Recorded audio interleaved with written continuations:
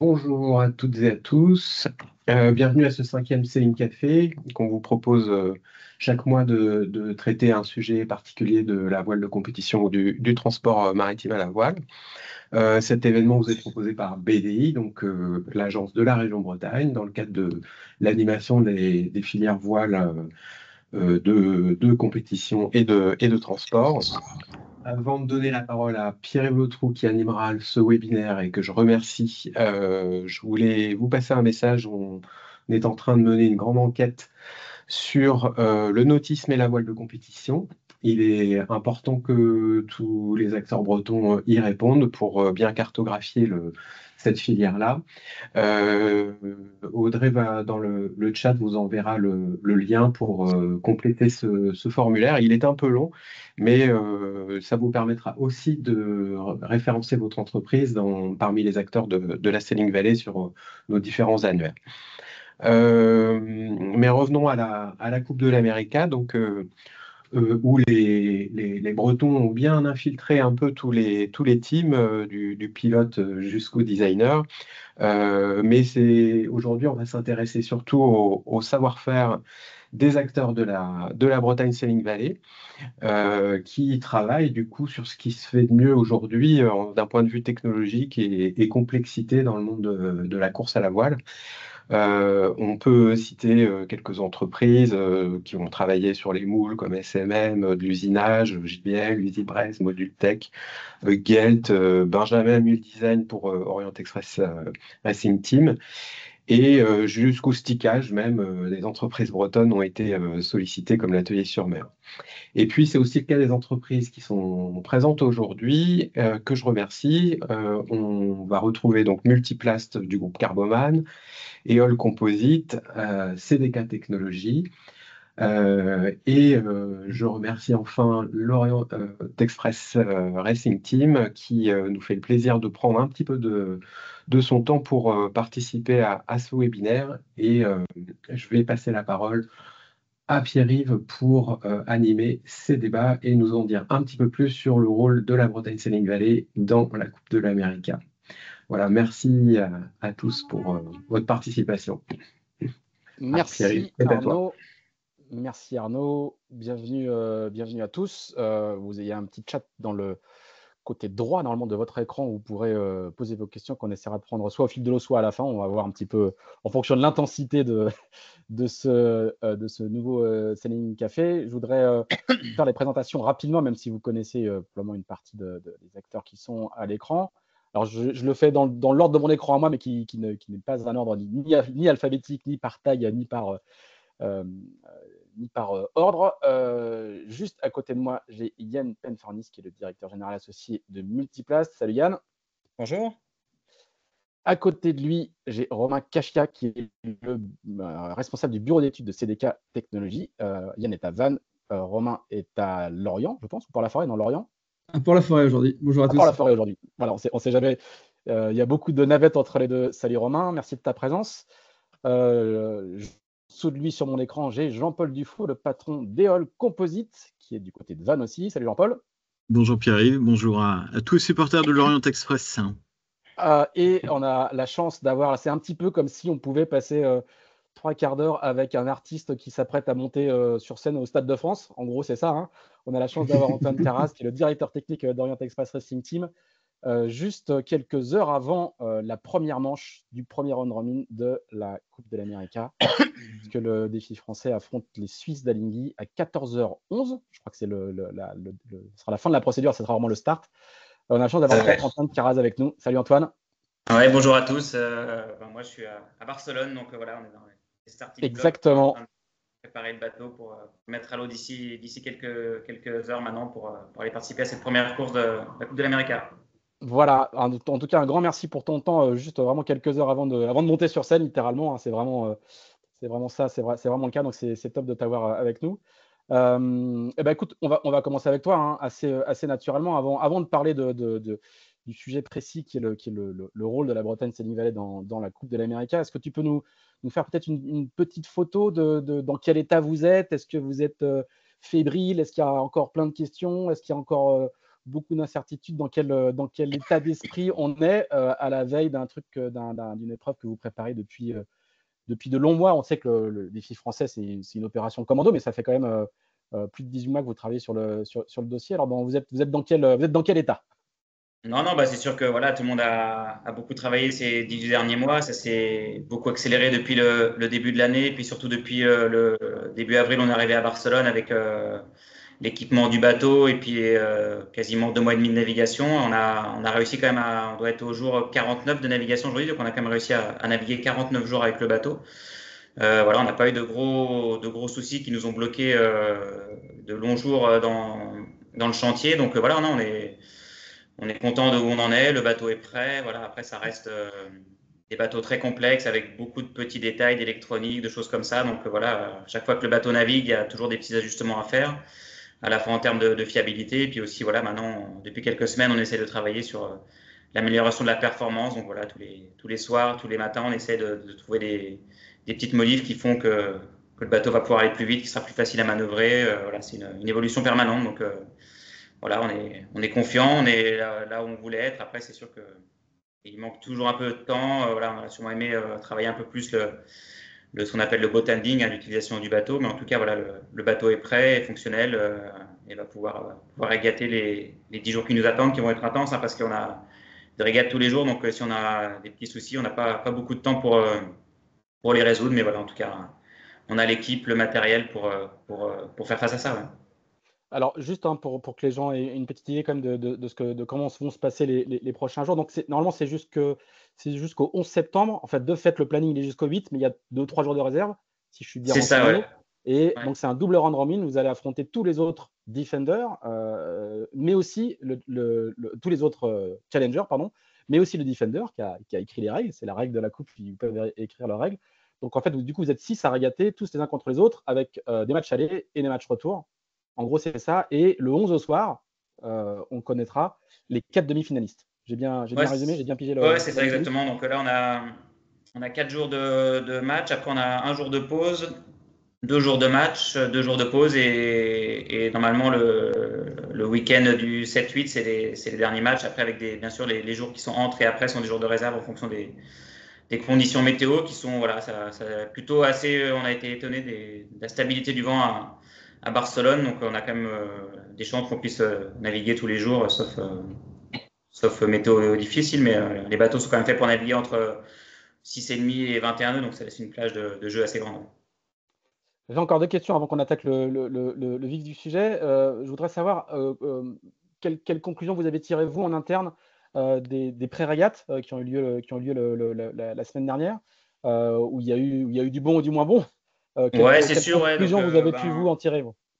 Ouais, c'est sûr ce qu'on a pu voir, c'est que voilà, on avait encore un peu des manques dans la phase de pré-start, qui est essentielle, et on a vu qu'il y a eu quelques matchs où il y a eu des inversions de position. On a quand même souvent le bateau qui est parti en tête qui a gagné la course. Donc voilà, depuis dimanche, on a renavigué mardi et mercredi, et voilà, on s'est uniquement concentré à faire pendant 2 fois 2 heures des phases de pré-start pour essayer, voilà, d'entraîner l'équipe, d'affiner les timings. Voilà, on sait que le bateau en ligne droite est plutôt performant et va plutôt vite par rapport à ce qu'on avait pu voir par rapport aux autres. Donc voilà, on a surtout travaillé la phase de pré-départ. Voilà, c'est sûr qu'il y a un match le dernier match contre Ineos où on gagne le départ, mais il y a aussi des choix de voiles qui sont difficiles à faire. On a 5 voiles d'avant qui ont des fourchettes très faibles. C'est tous les 2 nœuds, il faut changer de voile. Ah oui. Et malheureusement, le vent a baissé plus qu'on imaginait contre Ineos, et du coup, on s'est retrouvé un peu en sous-puissance dans les petits airs. Donc, c'est dur de garder le vol. Donc, c'était aussi, on a travaillé un peu tout notre process de météo, de choix de voile pour essayer de pas reproduire cette erreur.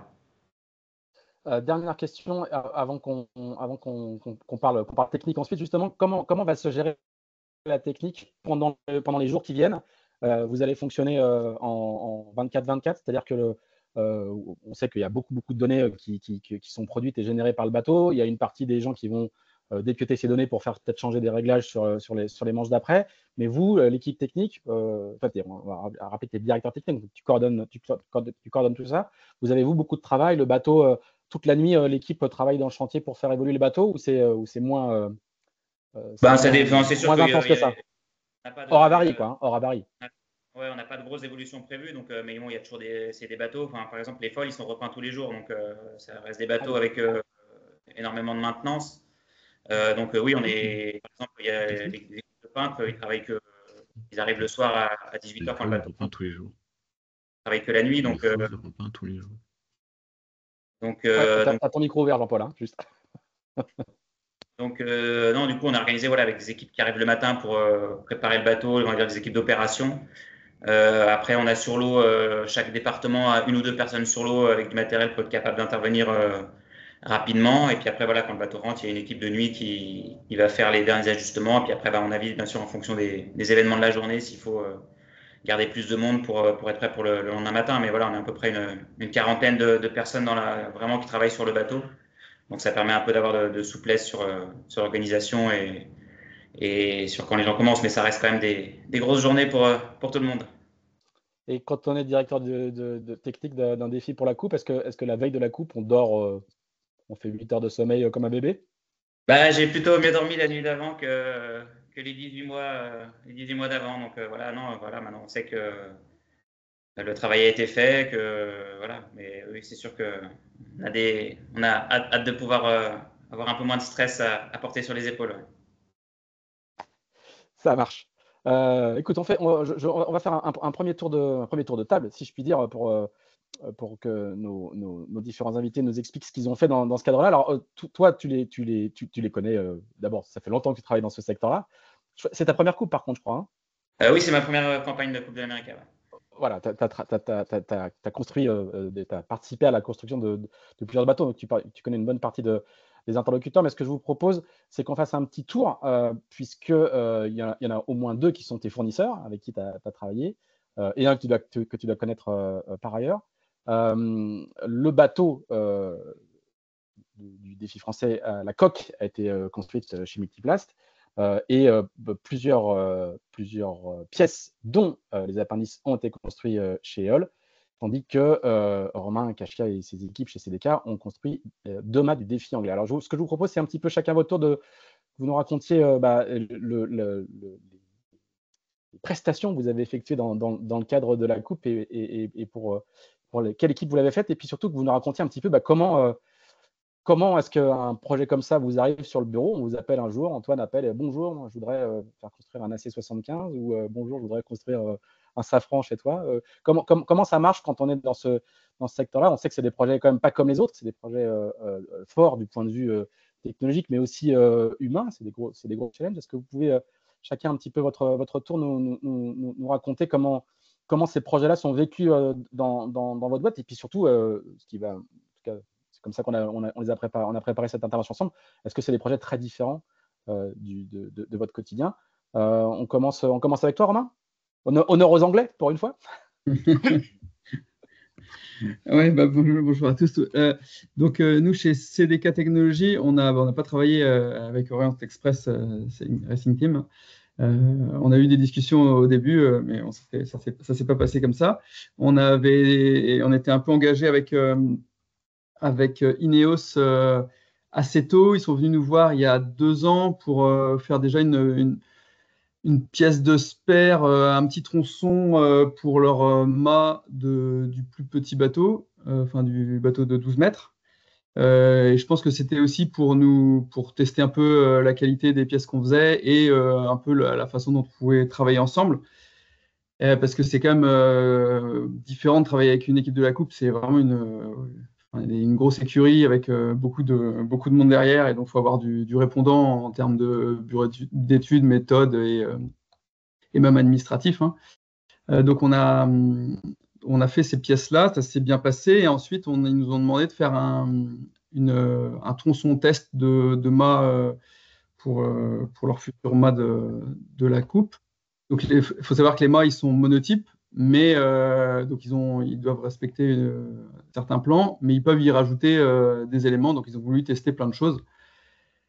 Et donc on a fait ce premier test-là qui était concluant, et donc c'est à partir de là qu'ils nous ont demandé de faire deux mâts à suivre pour la coupe. Ils voulaient avoir les 2 mâts en même temps pour pouvoir naviguer. Ils n'ont pas en termes de timing, on n'a pas réussi à fournir les 2 mâts pour qu'ils puissent naviguer pour avoir toujours le mât de spare dès la première nave, mais pas longtemps après. Et donc voilà, ça navigue. On n'a pas eu trop de soucis pour l'instant, donc on va voir ce que ça va donner. Voilà, ça fait, Romain fait allusion à une petite conversation qu'on a eue juste avant de commencer l'enregistrement, où on discutait des mâts des Suisses qui sont tombés déjà à 2 reprises. Oui, Donc, exactement. c'est un peu la hantise de tous les fabricants de mâts, c'est de voir comment ça fait tomber. Romain, qu'est-ce que c'est justement de travailler, tu disais que c'était très différent, comment c'est de travailler avec, une équipe étrangère et 2, une équipe étrangère de la Coupe? Je crois que encore une fois, c'est pas pour dire que construire des IMOCA ou des Ultimes, c'est la routine pour vous tous qui êtes autour de la table, mais un petit peu quand même, on construit beaucoup d'IMOCA, surtout depuis quelques années. Donc, c'est des choses que vous savez faire. Vous êtes vous n'êtes pas dans votre zone de confort, mais c'est des choses que vous savez faire. Mais là, on est un petit peu dans un autre monde quand même. Oui, complètement. Ça reste du composite, ça reste des matériaux qu'on maîtrise et des process qu'on maîtrise, mais c'est des projets qui vont chercher, qui n'ont pas les mêmes. On va dire en course au large, on va chercher la fiabilité. Là, on va chercher surtout vraiment l'extrême performance. Et du coup, c'est la légèreté. Donc, c'est des bateaux qui sont entretenus, comme disait Antoine, tous les soirs, donc, et contrôlés tous les soirs. Donc, le niveau de risque, il est poussé un peu plus loin. Et donc, ça va plus loin dans plein de domaines de la mise en œuvre. L'utilisation de certains matériaux qu'on n'utilise pas, des nids d'abeilles en aluminium, des fibres de très faible grammage, des choses comme ça. Donc, c'est ça qui nous challenge, on apprend d'autres choses. C'est un milieu quand même vraiment d'anglo-saxons, hein, donc il y a de plus en plus de Français un peu dans tous les teams. Je pense que c'est Français un peu disséminés dans tous les teams, ou en tout cas chez Ineos, qui nous ont aussi aidés à ce qu'on fasse des pièces pour eux. Donc, ils cherchaient un fournisseur et plus proche que la Nouvelle-Zélande pour pouvoir faire plus de développement. Et donc, ils sont venus nous voir pour ça.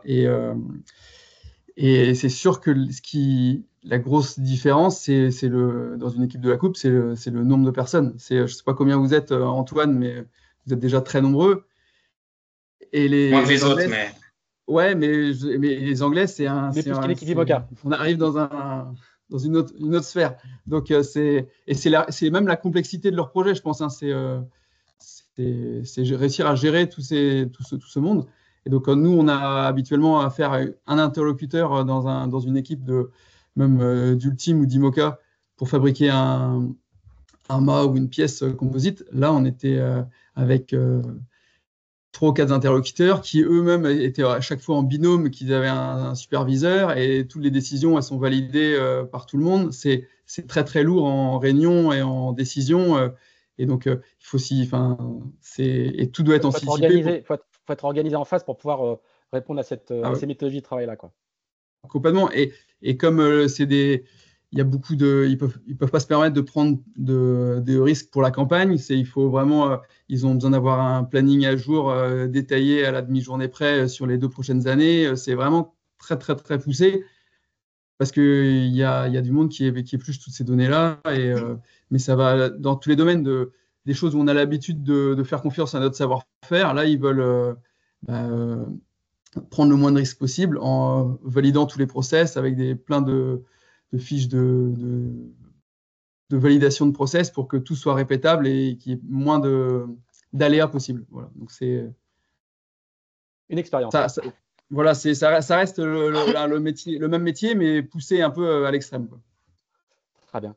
Jean-Paul Dufault chez All Composite, est-ce que tu peux nous dire un petit peu les pièces que tu as fournies pour le défi français? Je crois que tu ne peux pas nous dire toutes les pièces, mais est-ce que tu peux nous dire ce que tu peux nous dire? Alors, nous avons fabriqué 2 safrans, un safran qui est monté, un deuxième de spare, ainsi que plusieurs pièces importantes des systèmes. En effet, au risque de vous décevoir, je ne suis pas autorisé à détailler l'ensemble de nos réalisations. Nous avons du reste pas communiqué sur notre collaboration avec l'Orient Express. Je ne sais pas, Pierre-Yves, ce qui nous a valu cette invitation, mais je te félicite pour la qualité de ton réseau d'informateurs. Chez All Composite, on fait des espars et des appendices. Pour la voile de compétition, Regatta Inshore, course au large, on est en particulier connu pour notre procédé one shot pour faire des pièces structurelles creuses monobloc. Donc dans la catégorie appendice, on a parlé des safrans. Dans l'autre catégorie, je te laisse deviner et je te donne un indice de plus. C'était creux monobloc one shot. Très bien. Et alors, comment une commande comme ça arrive sur ton bureau? Là, on n'est pas avec le défi anglais, on est avec le défi français, on a compris, hein, mais comment une commande comme ça arrive sur ton bureau? Il faut poser la question à Antoine. Je le Il va nous remercie dire pour sa après. Il va nous confiance. dire après. Chez Hall, ça fait longtemps qu'on bosse sur des projets coupes. À l'époque des Bermudes, Franck Camas, on a fait les folles, les safrans. Sur la dernière édition, on a bossé pour les Italiens. Sur le test boat, on a fait le mât et on a fait le safran. Et puis là, en l'occurrence, on a collaboré depuis sur un certain nombre de sujets avec l'ancienne société d'Antoine. Et c'est dans ce cadre-là où on a appris à bosser ensemble.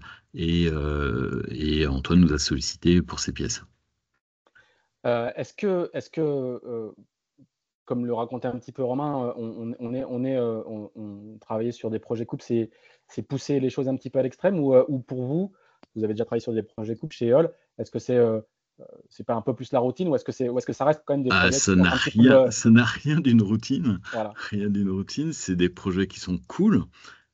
Parce qu'il y a des interlocuteurs très techniques qui savent de quoi est-ce qu'on parle, qui savent comment est-ce qu'on construit des pièces, qui ont eux-mêmes construit des pièces. Donc c'est des projets qui sont super fluides, qui sont carrés en termes de gestion de planning, tout ça. Donc c'est un vrai plaisir. Ensuite, chez Hall, on aime bien le plus en amont possible s'inscrire dans de la co-conception, du co-développement, en allant jusqu'à réaliser des prototypes, des essais de la R&D pour valider nos modes constructifs. On essaie toujours de pousser les curseurs le plus loin possible, c'est un sport mécanique. Là, en l'occurrence, vous le savez, le package de plans a été fourni par Team New Zealand dans le cadre du partenariat avec l'Orient Express, donc il n'y a pas eu de conception. Par contre, bien sûr, il y a eu des échanges quotidien ou pas loin avec les équipes d'Antoine pour trouver les meilleurs procédés, les meilleures méthodes. Donc on est sur la pièce, autour de la pièce, on discute de comment est-ce qu'on va passer l'attention à fille par rapport à cette géométrie un petit peu compliquée, double courbure. Et puis après, c'est de l'orfèvrerie. Ouais, on travaille sur du 150 grammes au mètre carré. On va mettre des paquets de petites bandelettes de 15 mm. On fait, voilà, c'est des projets où on ne mégote pas sur les moyens, sur le temps, parce que ça le mérite.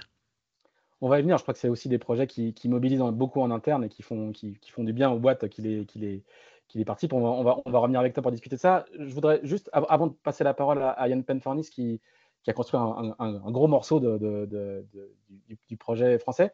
Antoine, c'était quand on est un expert du secteur et qu'on travaille depuis longtemps dans ce secteur et qu'on construit un bateau pour le défi français pour la coupe, c'est normal, obligatoire, naturel de faire appel aux entreprises bretonnes. Est-ce que tu aurais pu aller voir ailleurs? Je pense que non, c'est sûr que voilà, on a essayé.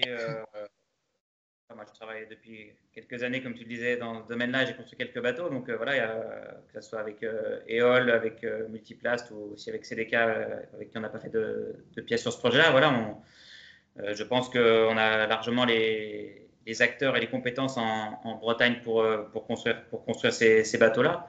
Donc voilà, on a essayé d'en faire le plus possible ici parce que c'est aussi beaucoup plus simple de travailler avec des gens qu'on connaît. On connaît les avantages, les inconvénients. C'est aussi beaucoup plus simple pour nous de suivre. Eole, c'était à 10 minutes du chantier Multiplace, donc on pouvait aller rapidement voir les pièces.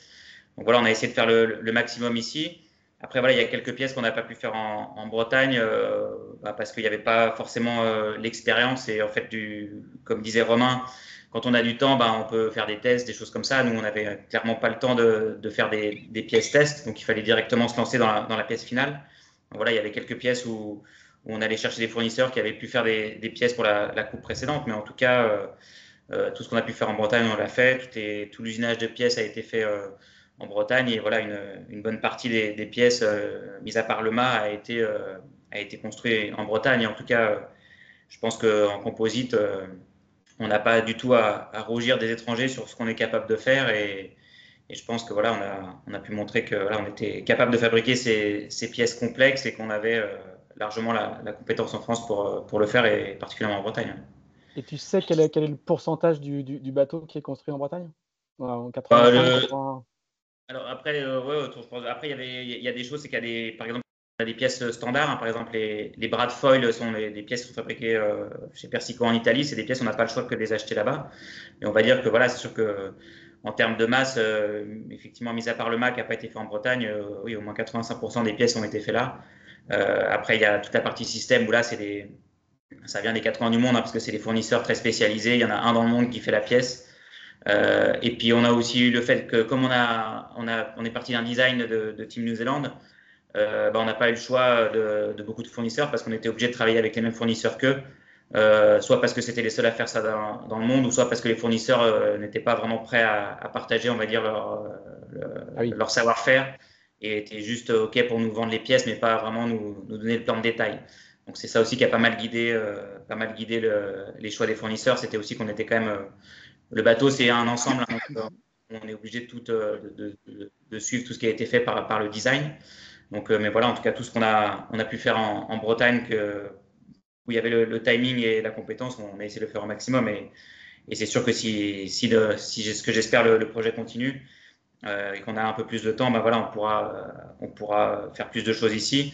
Et aussi parce qu'on a appris, on était quand même, voilà, on a une équipe assez jeune avec peu de gens d'expérience de la Coupe de l'Amérique.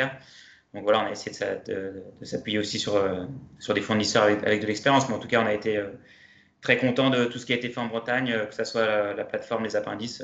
C'est en tout cas des domaines où on n'a pas eu de soucis jusqu'à maintenant. Oui, c'est ce qu'il faut dire, hein, c'est que ce soit chez EOL, chez CDK ou chez Multiplast, c'est des entreprises qui ont déjà l'expérience de la coupe. On fait un webinaire sur la Bretagne, Sailing Valley et la Coupe de l'Amérique, mais c'est pas, ça n'est pas nouveau. Oui. C'est bien ça qu'il faut souligner, et qui a une tradition depuis longtemps. Moi, je ne vois plus Yann Platfernis à l'écran, mais je crois qu'il a dû passer sur les pages d'à côté. Yann, vous, chez Multiplast, vous avez fait un gros morceau. Et ça a été un peu je ne vais pas dire une épopée, mais c'était pas tout à fait sur les temps de construction standard, puisque vous avez construit le bateau en 9 mois, je crois, c'est ça, hein, et qu'il a fallu mettre en place deux équipes pour pouvoir le construire et répondre au délai. Est-ce que tu peux nous raconter un peu l'épopée d'organisation que ça a été de construire cette coque? Oui, bien sûr. Bah, d'abord, je croyais que le bateau, on n'allait pas le faire parce que il y a eu un chaud et froid sur ce projet. Stéphane Kornler et Bruno Dubois étaient en contact avec nous début 2022 et s'étaient donné une deadline à juin 2022 en se disant si on n'y est pas, eh ben c'est bâché. Et je crois que très honnêtement, dans la tête de Bruno, durant l'été 22, c'était fini. Il faut reconnaître à Stéphane que même si officiellement il avait dit à son associé que c'était terminé, Stéphane a continué à travailler, a trouvé un partenaire en septembre 22 et nous, c'était lors d'un Yacht Racing Forum à Malte de mémoire. Ouais, ça devait être à Malte. On a eu finalement l'annonce que ça repartait. Et donc, ça a été la très très bonne surprise, d'autant que le projet était bâché. On ne voyait pas bien comment ça pouvait repartir parce qu'il n'y avait plus le temps de dessiner un bateau. Et là, la bonne nouvelle, ça a été le deal qu'a pu faire Bruno Dubois avec les amis Kiwi, avec les NeoZ, avec Grant Dalton, et de récupérer un dossier de plan complet du meilleur bateau. Au début, on avait même du mal à le croire. On se disait, mais c'est l'ancien bateau qu'ils vont nous donner. Non, non, c'est le nouveau bateau, c'est le dossier de plan du nouveau bateau. Et donc, on a eu tout de suite, on a pu bénéficier d'une équipe qui s'est jamais arrêtée depuis les années 90. Les Kiwis ont toujours été dans la coupe et on a reçu un dossier de plan qui était bluffant de qualité. Enfin, Antoine, c'est Antoine qui était en contact avec eux quand on avait des questions. Nous, Multiplast, on les posait à Antoine et son équipe qui habitaient chez nous pendant toute la période de construction. Quand on fait un bateau comme ça, on a 10, 12 personnes qui sont présents en bureau et atelier, qui travaillent chez nous. Et donc, notre interlocuteur, nous, on n'a jamais parlé au kiwi, notre interlocuteur, c'est Antoine. Et c'est Antoine qui ensuite relaie les questions au kiwi. Alors, c'est marrant parce qu'on arrivait à peu près à savoir où ils en étaient dans leur planning de construction, parce qu'il y a des questions qu'on posait où ils avaient eu les mêmes interrogations et on avait les réponses facilement. Et puis, il y a quelques pièces où on devait avoir un tout petit peu d'avance sur eux et quelquefois on soulevait un petit loup que eux retrouvaient derrière. Donc, ça nous a permis de gagner du temps quand même d'avoir ce dossier de plan. Ceci dit, ayant dit ça, gagner du temps, il fallait en gagner beaucoup parce qu'on avait fait un planning qui leur convenait pas. Et donc, ils nous ont demandé de faire un planning serré, non contractuel. On avait le planning contractuel sur lequel on savait c'est signé avec des pénalités de retard qui sont toujours importantes sur ces projets de compétition. Mais il y avait un engagement, plutôt une question d'honneur, j'aime bien ce mot-là. Enfin, c'était engagé à faire le max et on a fait le max. Et le max, ça passait par travailler en 2/7 du début à la fin, du projet. Donc, il y Tu avais avait une équipe qui commençait très tôt le matin, voilà, qui une équipe finissait qui en commençait début à 6 heures du d'après-midi. matin et jusqu'à 9 heures du soir, il y avait toujours quelque chose. Alors, tu vas me dire, on aurait pu travailler en 3/7, mais le 3/7, on n'y est pas très favorable parce que sur un 2/7,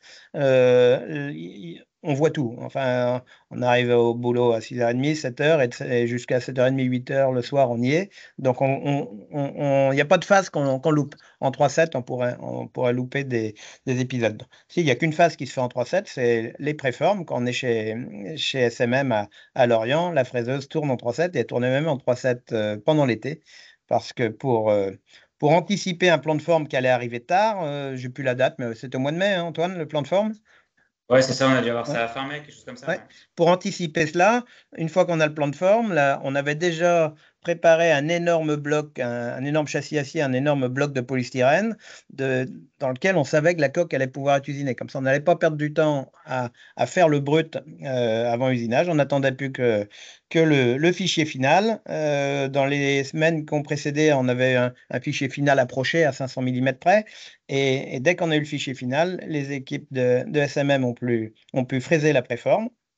Ensuite, il a fallu dissimuler cette préforme avec des blocs de mousse, un emballage pour pas être visible entre l'anester et Vannes. Et une fois le bateau rentré, l'été dernier, on a attaqué la réalisation des moules. D'abord le moule de coque, puis le moule de pont. Donc des moules en 2 parties parce que c'est des formes un peu compliquées, notamment dans les zones de sortie de foil où ça démoule pas. Donc le moule est en 2 parties. Ça, c'était l'occupation du mois d'août dernier. Et je crois qu'il y a tout juste un an, on avait le moule qui était dispo et on pouvait attaquer le bateau en septembre pour une mise à l'eau, pour un départ du chantier, parce que nous, on avait le sentiment d'avoir fini notre travail, mais c'était loin d'être le cas. Il y avait toute la fin des systèmes et l'électronique et l'hydraulique à mettre en place. Mais pour nous, c'était tout début avril que le bateau a quitté Vannes. Est-ce que tu peux nous donner quelques chiffres et nous dire ce que ça représente de construire un bateau comme ça par rapport à un IMOCA, par exemple, qui est le produit, le produit le plus construit en Bretagne ces dernières années? Quelques chiffres. Un IMOCA aujourd'hui, alors un IMOCA il y a 15 ans, je t'aurais dit 18 000 heures. Un IMOCA aujourd'hui, c'est plutôt 33 000 heures. Et un bateau de la coupe, aujourd'hui, c'est 46 000 heures. Donc, c'est quasiment 25% de plus, enfin, un quart de plus à fabriquer. Et puis surtout, il faut le faire en moins de temps. Aujourd'hui, un projet IMOCA, quand le chantier, quand le client nous donne 18 mois, on est très heureux. Quand il nous donne 14 mois, on sait faire. Le faire en 12 mois, c'est hyper chaud. Mais on a moins d'heures à faire en plus de temps sur un IMOCA. Là, il y a plus d'heures à faire sur un bateau où les difficultés sont pas au même endroit. Un IMOCA, c'est pas simple, hein. Les zones de quilles, le nœud quille-mât n'est pas simple sur un IMOCA. Là, les difficultés sont ailleurs sur un bateau comme celui-là. Une structure très très dense, très interpénétrée entre les longis, les cloisons. Donc, il y a une partie de la difficulté qui est là. Le volume est également petit. Vous voyez la taille du tableau arrière sur ces bateaux-là. Il fait quelques centimètres de haut. Donc, il y a toute une partie arrière où on n'a pas accès. une autre difficulté, c'est la forme. C'est casse-gueule de fabriquer ce bateau-là. Toute la partie avant, on ne tient pas dans le moule. On glisse, ça ne tient pas. Donc, on est obligé d'être un peu suspendu sur des plateformes. Les opérateurs glissent, ne peuvent pas se tenir, ne peuvent pas rester dans la pente de la forme, quoi, hein, c'est ça. Ben oui, d'autant que la forme fait qu'on peut pas, on glisse, plus le fait qu'on téflonne les moules pour démouler et pour avoir des beaux aspects de surface. Donc c'est vraiment glissant, ouais. Et avec cette partie centrale en creux qui fait que tout le monde se retrouve naturellement dans la partie où on peut marcher. Donc pour pour trouver des solutions, on est obligé d'être un peu suspendu en l'air. Et d'autant qu'il y a une autre difficulté, c'est qu'on travaille en nida aluminium. Et le nida aluminium, on ne peut pas vraiment marcher dessus parce que sur un Nomex pour un IMOCA, on arrive ça supporte le poids d'un opérateur sur la surface d'un pied. Là, on ne pouvait pas vraiment. Donc, on a dû aussi trouver des combines pour le mettre en œuvre sans vraiment marcher dessus et également pour le former parce que pour travailler avec du nida alu dans ces épaisseurs-là, c'était une des difficultés du chantier. Alors maintenant, on est un peu plus serein par rapport à ça, mais les sujets qui nous faisaient nous gratter la tête il y a un an, c'était comment on va ployer le nid d'abeille dans des formes 3D avec ces épaisseurs-là. Et donc, c'était pas gagné d'avance. Alors, on se dit souvent qu'on n'est pas plus con que les autres et qu'on trouvera bien la solution, mais on est content qu'on l'a trouvé et qu'on a réussi à faire le job. Ouais. Antoine, toi, quand tu as compris que tu allais participer à la construction d'un bateau, d'un AC75, dans ce délai très très serré, tu t'es dit quoi? Tu as mesuré le challenge technologique, managérial, humain qu'il y avait à mettre en œuvre. Encore une fois, si on doit comparer avec un IMOCA, hein, qui est un monde que tu connais bien, ça a l'air d'être une autre paire de manches quand même. Ouais, c'est sûr. En plus, voilà, il a fallu on a eu tout à gérer en parallèle, c'est-à-dire la création de l'équipe, hein, parce qu'il y a 18 mois, on était 4 personnes, hein, donc il a fallu recruter 50 personnes pour s'occuper de la technique. Donc ça a été un des gros défis. Et puis oui, forcément, la partie composite, voilà, c'est la grosse partie une des grosses parties du projet. Et c'est sûr que voilà, il y avait un timing, voilà, ce qui était comme Yann, j'étais assez confiant sur le fait qu'on arrive à mettre tout ça en œuvre, même si on s'est posé beaucoup de questions, mais c'était effectivement le temps qui était vraiment le plus problématique parce que voilà, on n'avait pas le temps de refaire une pièce si on la ratait. Et voilà, on sait que si jamais on a un blocage une journée quand on a un planning comme ça, c'est très, très, très compliqué à récupérer derrière. Donc voilà, on a vraiment réussi à bien collaborer avec les équipes de Multiplace pour voilà, essayer de tout le temps rester dans le planning qu'on avait. Et vraiment, ce qu'on s'est dit dès le départ, c'est on ne peut pas se dire c'est pas grave sur ce dossier-là, on prend un peu de retard, on le rattrapera à la fin. C'est que voilà, dès qu'on avait des choses qui prenaient un peu plus de temps, on essayait avec Multiplace de s'organiser pour retomber sur le planning initial. Et voilà ce qu'on a réussi à parfaitement faire. On a quasiment terminé le bateau avec une petite semaine d'avance, ce qui nous a permis d'avoir un peu plus de temps pour finir les finitions à la peinture. Donc non, en tout cas, c'était très bien. Et c'est sûr que voilà, par contre, c'est vrai que c'est, comme disait Yann, c'est aussi éprouvant pour toute la partie bureau d'études, méthode, tout ça, parce que voilà, pendant 14 heures par jour, il y a des gens qui travaillent sur le bateau. Donc voilà, il faut être capable s'il y a une question, des choses comme ça, de pouvoir y répondre très vite pour pas perdre 2 heures. Donc le temps était vraiment le gros défi de ce projet-là. Et puis voilà, il faut trouver la bonne balance entre qualité, temps et choses comme ça. Et je pense qu'on a vraiment réussi à trouver le bon ratio. Et voilà, en tout cas, le composite, le bateau, on a eu zéro souci pour l'instant depuis le début. Donc c'est vraiment une réussite. C'est pour ça qu'il y a un morceau de bois dans la main. Ouais. J'ai toujours un petit bout de tech pas loin de mon bureau quand on dit des choses pareilles. Ouais. Je m'adresse à nouveau aux entreprises et à CDK, EOL et Multiplace qui sont là. Je voudrais savoir quel impact ce type de projet a en interne sur la boîte. On sait que vous êtes sur des secteurs où les enjeux de recrutement et la tension de recrutement est historique, hein, depuis toujours. Je voudrais savoir un petit peu ce que ça a comme impact en interne sur est-ce que c'est des projets qui motivent particulièrement les équipes. On a compris que c'était des projets hors normes, à la fois en termes d'organisation, de matériaux mis en œuvre, de technologie. Est-ce que c'est aussi des projets qui en termes de management ou de motivation drive un petit peu l'entreprise? Romain, quel impact ça a chez vous en interne?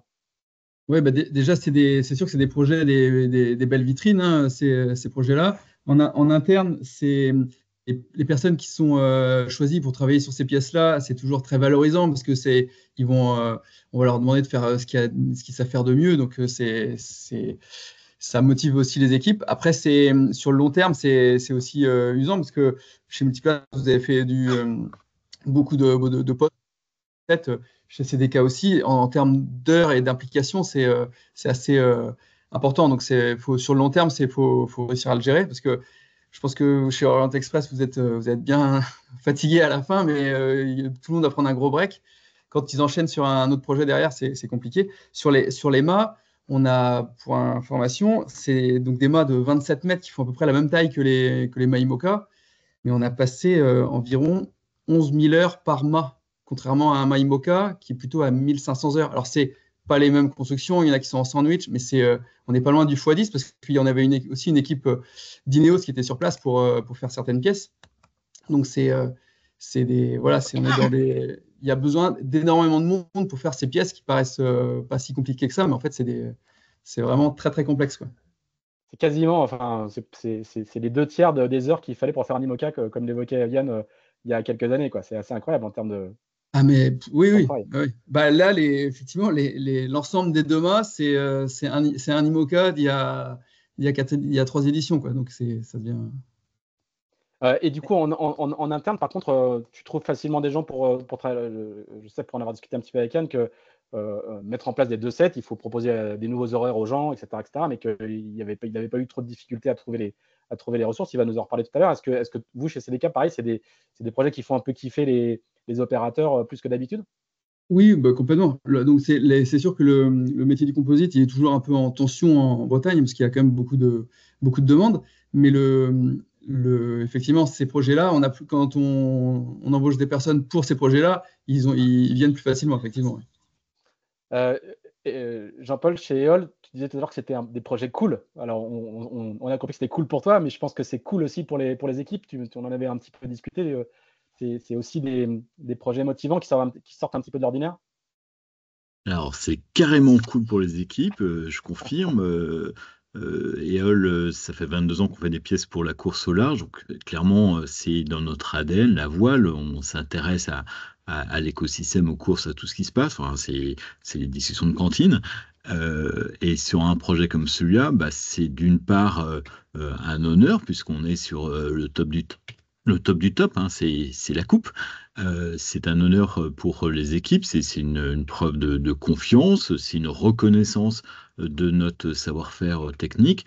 Et ça, les équipes, forcément, le ressentent, donc se passionnent. Enfin là, cet après-midi, les Suisses et puis après les Italiens, enfin voilà, on va suivre ça, quoi.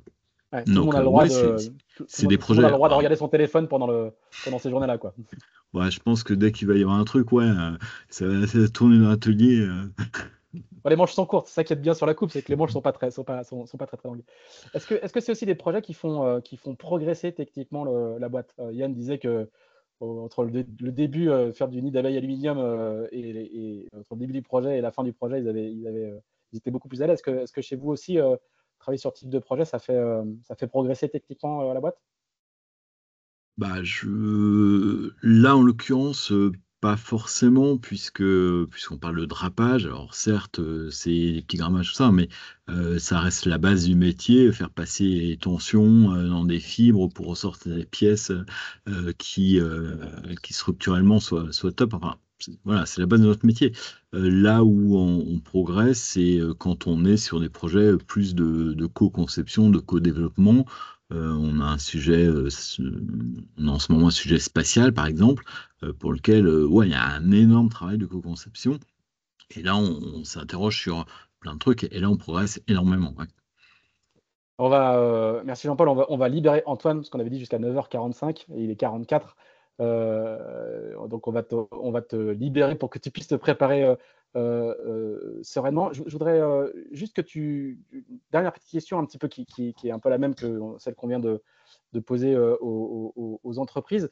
J'imagine que toi, même si, comme on l'a dit, c'est pas pour te vieillir autrement, mais tu connais bien ce secteur-là, j'imagine que toi, quand on est au poste que tu as aujourd'hui, c'est aussi des projets qui font énormément progresser techniquement. C'est des bateaux qui ne sont pas tout à fait comme les autres, même si, par exemple, les foils une partie des foils est monotype. Est-ce que tu as le sentiment que toi, ça tire l'équipe vers le haut? Et puis, est-ce que ça tire, puisque tu as une bonne vision de la filière, parce que tu as travaillé dans tous les secteurs de la filière, est-ce que tu as le sentiment aussi qu'un projet coupe tire l'ensemble de la filière, voile de compétition, et singulièrement la voile de compétition bretonne vers le haut? Ouais, bah, je pense que c'est sûr que voilà, encore une fois, comme on disait, ça nous fait faire quelque chose de différent. En plus, nous, comme on l'a fait avec des plans d'un autre pays, ben, on a pu voir aussi comment ils designaient leurs bateaux, quels étaient leurs process, comment ils fabriquaient. Bon, je pense que c'est sûr que voilà, le gros parti du propos chez Multiplace, je pense qu'on a tous énormément appris, que ce soit Multiplace ou nous, sur d'autres méthodes de travail, d'autres méthodes qui, comme on le disait, sont pas si différentes que les nôtres, mais sont quand même un petit peu plus différentes, un peu plus poussées. Donc je pense que oui, c'est forcément hyper intéressant et voilà. Donc la vocation de l'équipe, c'est c'est de s'installer à Lorient après la Coupe de l'América. Et c'est sûr que voilà, on a créé on a eu accès à des informations et à du savoir-faire et on a aussi fait notre propre savoir-faire qu'on va pouvoir développer sur d'autres projets. Je pense que voilà, en particulier comme tout ce qui est l'hydraulique, la mécatronique, l'électronique, qui je pense que voilà est quand même un peu l'avenir des bateaux volants. C'est sûr que là on a gagné 5 ans avec ce qu'on a appris en 6 mois parce que voilà c'est très complexe, mais voilà on a une base solide et on sait qu'on pourra transposer ça sur nos autres bateaux. Donc je pense que voilà, on révolutionnera pas les bateaux de course au large après cette Coupe de l'Amérique, mais en tout cas, on aura appris plein de petites choses qui permettront de faire avancer. Et là, on pourra pas pousser tout autant, parce que comme on disait, les bateaux sont vérifiés tous les soirs, donc c'est pas pareil que d'envoyer un bateau sur un Vendée Globe, mais en tout cas, il y a plein de petits trucs voilà, que j'ai pu voir sur ce projet-là, que je sais qu'on pourra appliquer et qui forcément fera progresser toute la filière bretonne, même si encore une fois, je pense que ce qu'on a aussi appris, c'est qu'on n'avait pas à rougir des compétences qu'on avait. Comme disait Romain, il y a beaucoup de Français dans toutes les équipes. Hein, donc on se retrouve le jeudi soir pour boire l'herbe entre les équipes et on était, je crois, 12 Lorientais il y a quelques semaines. Donc voilà, il y a quasiment un Lorientais dans chaque équipe de la Coupe de l'América. Et en plus, et en tout cas, ils ont tous très envie, je pense, si l'équipe française continue de revenir travailler à Lorient pour l'équipe française. Donc en tout cas, il y a un très gros savoir-faire qui s'est créé dans toutes ces équipes. Mais aussi, voilà, je pense, si ces gens ils ont été recrutés, c'est parce que grâce à tout ce qu'on a appris pendant de nombreuses années sur nos bateaux de course au large et grâce à toute la filière qu'on a en Bretagne. Donc en tout cas, voilà, je pense qu'on n'a pas du tout à rougir de la comparaison avec les autres et en tout cas, ouais, on a beaucoup appris. Ouais. Donc, en creux, je lis qu'un futur IMOCA pour le Vendée Globe 2028 pourrait. Tu as déjà des idées si on te confiait la construction, entre deux projets cool, si on te confiait la construction, tu aurais quelques petites idées d'amélioration. Une petite question de Brice dans le chat. Est-ce qu'on verra la C75 à Lorient? Normalement, c'est prévu de ramener tout le. En fait, ici, on a une base mobile, hein, donc qui est fabriquée pas moins quasiment 90 containers et qui sera déplacée à Lorient après la coupe. Donc on a 3 bateaux, on a la C75, la C40 et on a aussi un bateau à hydrogène sur lequel on va bosser un peu après, un bateau à hydrogène volant. Donc l'idée, oui, c'est sûrement de faire naviguer le 75 à Lorient. Je pense on naviguera certainement plutôt avec la C40 au départ, hein, parce que, comme j'expliquais, la C75, il faut à moins de 30 personnes, c'est compliqué de le faire marcher. Donc forcément que la taille de l'équipe qu'on a ici, elle ne restera pas après la coupe, un peu plus restreint. Donc certainement que la C40 naviguera. Et on voit que la 75, étonnamment à Barcelone, pour la Méditerranée, il y a quand même un état de mer qui est assez mauvais, quoi. Il y a de la mer Clapoteux, et on voit que jusqu'à 1m30, 1m50 de mer, c'est largement navigable avec ces bateaux-là. Donc on ne pourra peut-être pas tous les jours aller dans les coraux de Groix, mais en tout cas, il il y a possibilité de naviguer. Donc non, je pense que c'est la volonté de pouvoir continuer à faire progresser ce bateau-là et de le ramener à l'Orient. Ouais. Bon, super. Merci beaucoup, Antoine. On va te laisser aller te finir ta préparation mentale Ouais, c'est plus ça en ce moment qu'il pour faut cet gérer. après-midi. Merci J'ai déjà vu beaucoup. plus stressé, c'est rassurant de voir Antoine comme ça. Ouais, ça roule. Merci, Antoine. Merci beaucoup. Bonne journée. Allez, Merci. bonne journée. Yann, du coup, je vais te poser la même question que j'ai posée à Jean-Paul et à Romain. Quel impact un projet comme celui-là a sur l'entreprise du point de vue humain, managérial et technique? Alors, humain, oui, c'est important. C'est important qu'on ait ces projets-là parce que pour nos chargés d'affaires, on a des mecs qui ont des très, très beaux potentiels, qui lisent Tip and Shaft tous les vendredis soirs et qui voient de très, très belles annonces tous les vendredis. Donc, on est obligé de leur promettre ou d'alimenter l'entreprise avec des projets excitants pour qu'ils restent parce que c'est des profils qui sont parfaits pour un skipper qui veut attaquer un Vendée Globe parce que de pouvoir travailler avec un ingénieur qui a fait quelques années de chantier avant, c'est des profils idéaux. Romain doit recevoir des demandes pour être débauché régulièrement. Moi, ils savent que je suis tatoué multiplace, ce sera plus compliqué pour me faire bouger. Mais effectivement, pour nos chargés d'affaires, on est obligé de leur donner des projets excitants pour qu'ils restent avec nous, qu'ils continuent à progresser avec nous. Et je pense à un gars comme Samuel Napoleoni, qui était l'interlocuteur, j'allais dire au quotidien, mais plutôt heure par heure avec Antoine Caraz et son équipe, c'est des projets qui sont excitants. Donc ensuite, faut vraiment que le projet d'après ait une particularité. Si c'est juste un IMOCA de plus, ça les ferait moins marrer. Mais aujourd'hui, je crois que il y a pas mal de choses qui se passent d'une génération à l'autre de bateaux IMOCA. Et à chaque fois, les bateaux d'après, on peut compter sur les architectes pour rendre le bateau d'après excitant.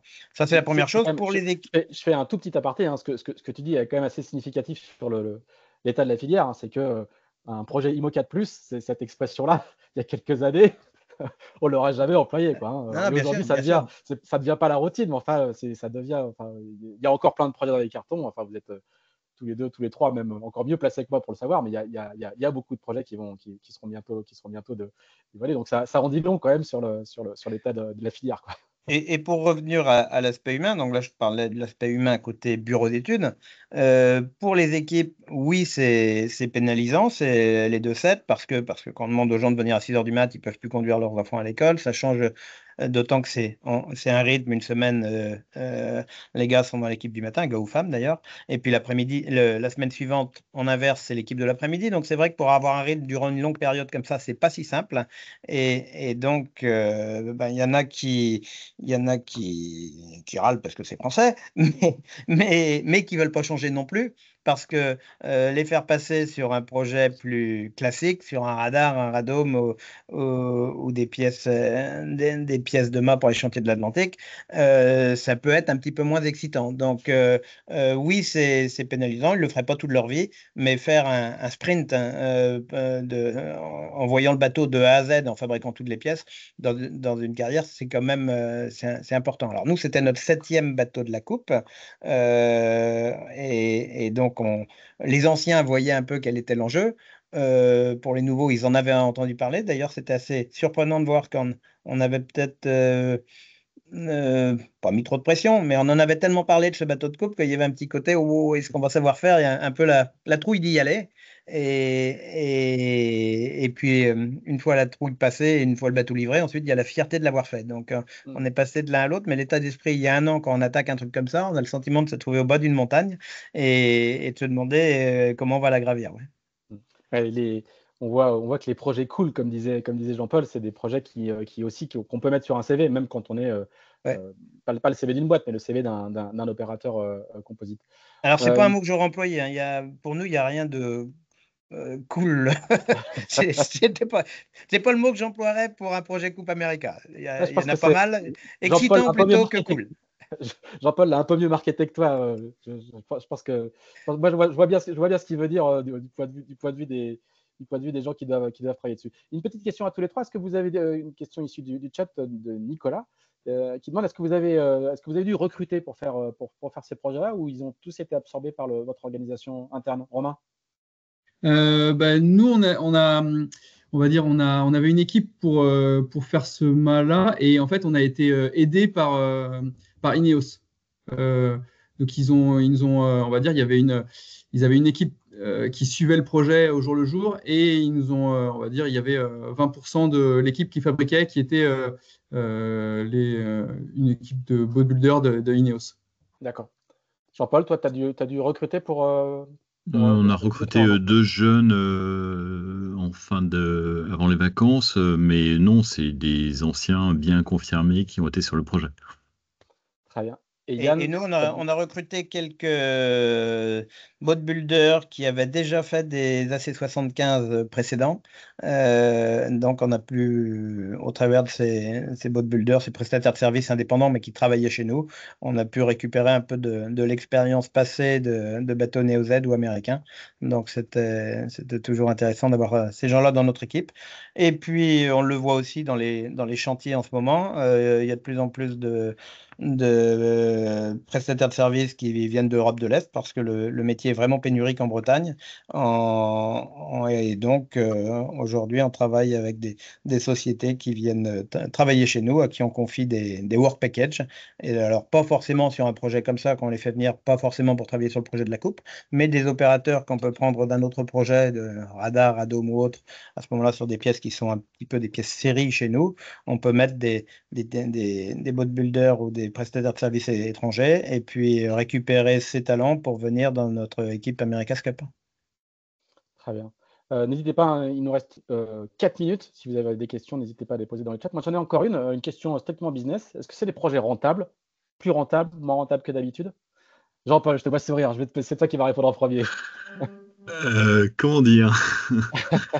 Antoine n'est pas Non. là. Tu peux parler librement. Antoine est parti. Non, ça le fait pas, non. C'est bah, chez eux, on est plutôt connu pour apporter un certain soin au détail, finition, à faire les choses aux petits oignons. Mais là, c'est des tout petits oignons, quoi. Je sais pas si je suis clair. Donc, comme c'est la coupe, comme c'est français, bah voilà, on fait ce qu'il faut faire. Mais, euh, mais non, économiquement, c'est pas forcément cool.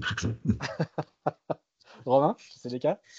Nous, à la base, on ne s'attendait pas à faire on va dire, autant d'heures sur ce type de pièces. Donc, c'est pour ça d'ailleurs qu'ils nous ont aidés à amener du monde sur le projet pour pouvoir répondre à leurs demandes. Et donc, on va dire, c'est pas pour autant qu'on s'y retrouve pas, c'est qu'ils ont bien compris. Ils savaient dès le début, quand ils sont venus nous voir, on leur a fait un devis, mais ils nous ont dit, on va bosser avec vous, mais par contre, ça ne sera pas ce nombre d'heures-là, ça sera bien plus. Et au fur et à mesure, on a travaillé avec eux, et ils voulaient le top du top. Et du coup, il y a des discussions tous les semaines pour affiner le budget. Mais c'est dur au début Alors, on va dire, chez Multiplace, vous aviez un lot de plans, donc vous pouviez peut-être plus le deviser. Chez CDK, nous, on avait un plan de mât monotype sur lequel on a devisé, et ils ont voulu tester plein de choses. Et donc, c'était vraiment du développement. Et donc, c'était... voilà, mais c'est très difficile au début du projet de savoir le coût à la fin. Donc, ça se travaille au fur et à mesure, quoi. Alors, Romain, tu dis qu'on avait un lot de plans. Quand on a eu l'affaire, on n'avait pas encore les plans. Ils nous ont donné le business 6 mois avant qu'on ait l'affaire. Donc, exactement. Ils nous ont demandé de chiffrer le précédent bateau. On a chiffré le bateau qui a gagné la coupe, la coupe en Nouvelle-Zélande. On a fait le devis là-dessus et tout le travail de Samuel et d'Antoine, c'était lors de governance meeting tous les mois, de faire un jeu des 7 erreurs par pièce, se dire ça c'est plus simple, ça c'est plus compliqué. Et donc par rapport à un prix qui avait été donné 1 an avant sur la base de l'ancien bateau, ensuite on fait des plus et plus-value et moins-value pour arriver au prix final. Donc là, à ce moment-là, faut que ce soit ça se fasse honnêtement, en toute transparence. Et là, on travaillait avec des gens honnêtes et on l'est. Donc on convergeait rapidement. C'était de la bonne foi. Et donc chez vous, chez Multiplace, du point de vue économique, c'est un projet dont la rentabilité est la même que d'habitude, quoi.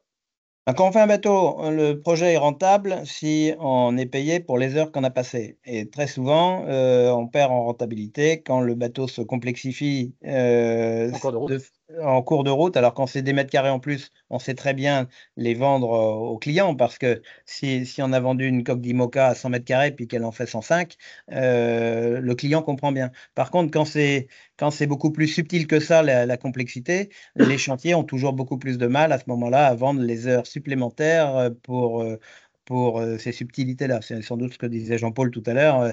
Le diable est dans le détail et c'est ces petits détails qui sont quelquefois difficiles à vendre. Maintenant, il y a un type que j'aime beaucoup, c'est Stéphane Guilbault, avec qui on a fait pas mal de bateaux pour Groupama il y a entre 95 et 2010, je dirais. Et jusqu'à Groupama 4, il me disait, moi, mon métier, c'est pas de gagner de l'argent ou de gagner des procès, c'est de gagner des courses. Et je crois qu'il avait très bien anticipé ça et analysé ça, parce que dans le prix d'une campagne globale, le prix du bateau, là, j'ai pas les prix d'une campagne globale d'America's Cup, mais parlons d'un Volvo 75 par exemple. Le prix du bateau, c'était un tiers du prix de la campagne. Entre un bateau cher et un bateau pas cher, il y a peut-être 10%. Donc 10% d'un tiers, ça fait 3%. Est-ce qu'à l'époque, l'équipe de Camas allait prendre des risques pour 3%? Non, il voulait juste le meilleur bateau qui n'a pas d'emmerde. Et donc, il y a des équipes matures voient que ça sert à rien d'aller chercher les derniers euros dans ce genre de discussion. Une équipe un peu plus jeune pourrait se dire, bah, tout ce que je vais pouvoir gratter sur le dos du chantier, je vais pouvoir le mettre pour me payer une voile de plus. Donc, c'est là où c'est intéressant de travailler avec des équipes qui ont une bonne maturité comme celle de la Coupe. Le prix s'oublie, la qualité reste, comme on dit dans le commerce. Exactement. Toute dernière question. Donc, la qualité, c'est les petits oignons, les tout petits oignons de Jean-Paul. Est-ce que l'équipe France, une question de Gaël, est-ce que l'équipe française et peut-être d'autres se positionnent déjà sur de futurs slots pour le prochain bateau? Est-ce que vous avez déjà des commandes pour la prochaine coupe? Alors, non, on n'a pas de commande, mais forcément, on sait que, en fait, c'est pas un secret, que pour faire une très très belle perf dans la coupe, il faut jamais s'arrêter. On le voit avec les vieilles équipes. Si une équipe s'arrête, ses talents vont être débauchés par les autres équipes. Et puis quand ça va redémarrer, il faudra repartir de zéro. L'équipe de la coupe, c'était 4 personnes il y a 1 an et demi. Donc forcément, il y a cette volonté de continuer. Et bon, en ce moment, on est en train de réfléchir aux IMOCA. On voit que c'est la première fois qu'avant même le départ du Vendée Globe, il y ait tant de bateaux tant de projets qui se lancent pour le Vendée Globe d'après. Donc, je parle du Vendée Globe 2028.